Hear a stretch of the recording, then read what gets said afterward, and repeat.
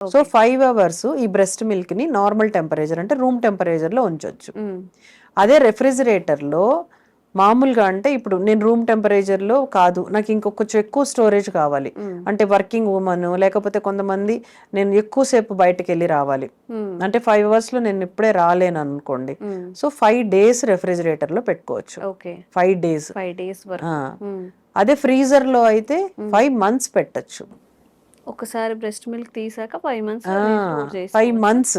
Okay. ఇప్పుడు కొంతమంది ఏంటి వేరే అంటే వెళ్ళిపోతుంటారు, దూరాలు వెళ్ళిపోతుంటారు, అంటే వేరే కంట్రీస్కి వెళ్ళాలో వేరే వేరే అన్నప్పుడు నాకు బ్రెస్ట్ మిల్కే ఇవ్వాలని ఉంది నా బేబీకి అని ఉంది అనుకోండి, వాళ్ళ మదరో వాళ్ళ గ్రాండ్ మదరో లేకపోతే వాళ్ళ ఇన్లాస్ బేబీని టేక్ కేర్ చేయగలరు.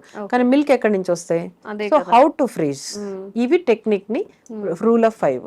సో రూమ్ టెంపరేచర్ లో 5 అవర్స్, రెఫ్రిజిరేటర్ లో 5 డేస్.